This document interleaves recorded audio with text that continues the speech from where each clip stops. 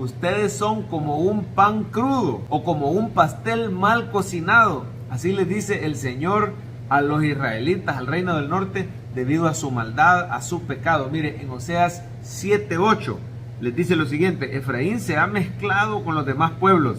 Efraín fue torta no volteada. Imagínese usted un pastel mal cocinado que lo dejan solo de un lado está quemado, pero del otro lado está crudo. En otras palabras, eso no se puede comer. Así el pueblo de Dios en el Antiguo Testamento se había desviado en pos de otros dioses, en pos del pecado, en pos de ídolos. Mire, ahí se denuncian un montón de pecados que cometía el pueblo de Israel. Versículo 1 dice: mientras curaba yo a Israel, se descubrió la iniquidad de Efraín y las maldades de Samaria, porque hicieron engaño.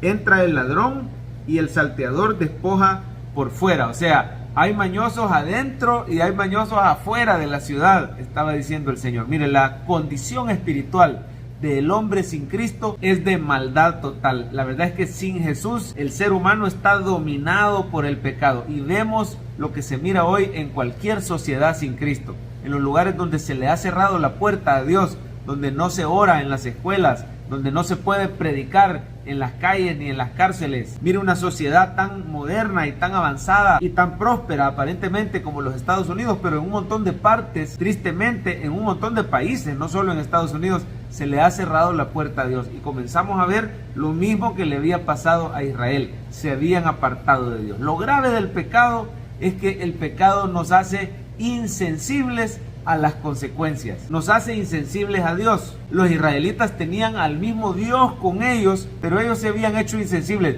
El pecado te hace callo. ¿Qué significa eso? Que nos vamos haciendo insensibles a la presencia de Dios, a sus advertencias, a la palabra de Dios. De repente oyes y te entra por aquí y te sale por aquí. El pecado te hace callo a sus consecuencias.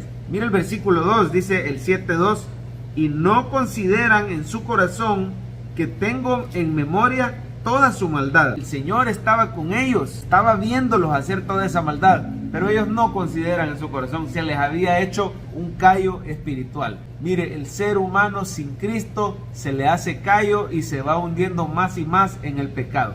Cuando el Señor les dice que son como un pastel crudo que no se puede comer, significa que nuestras obras no le son agradables. El ser humano por obras jamás va a poder agradar al Señor. Dice, está muy quemado de un lado y está muy crudo del otro. Dígame si no es cierto que sin Cristo nos hacen falta las cosas buenas, nos hace falta el amor, el gozo, la paz, todo eso que es fruto del Espíritu. Sin Cristo nos hace falta, pero también sin Cristo nos sobran las cosas malas. Sin Cristo nos sobra ira, nos sobra autosuficiencia, nos sobra temor, nos sobra resentimiento, nos sobra maldad. Tenemos mucho de lo malo y muy poco de lo bueno. Somos como un pastel crudo y nos hemos vuelto insensibles a la presencia de Dios y a las consecuencias del pecado. Pero todo eso tiene solución solamente en Cristo.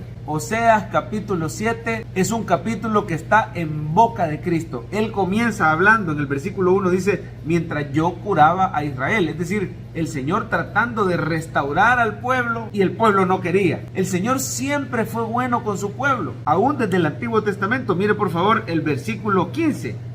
Y aunque yo los enseñé y fortalecí sus brazos, contra mí pensaron mal. Esto se cumple de manera especial en Cristo Jesús. Él dejó su trono celestial, vino a este mundo para enseñarnos, para darnos luz, para sanarnos, para alimentarnos, para salvar. Vino para fortalecer nuestros brazos. Pero dice que el pueblo de Israel pensó mal contra él. El peor pecado de la humanidad, lo peor que como seres humanos hemos sido capaces de hacer, es matar al Hijo de Dios. Cuando vino a fortalecernos y a hacernos bien, cuando vino a enseñarnos, pensamos mal contra él. Pero lo cierto es que gracias a ese sacrificio de Cristo, hoy usted y yo podemos nacer de nuevo. ¿Qué significa nacer de nuevo? Que el Espíritu Santo nos da un nuevo corazón, hace que se muera el corazón duro, ese corazón quemado, ese corazón insensible a la bondad de Dios, y nace en nosotros un corazón que le agrada a Él, un corazón sincero, un corazón que busca al Señor. Hoy, por medio de la fe,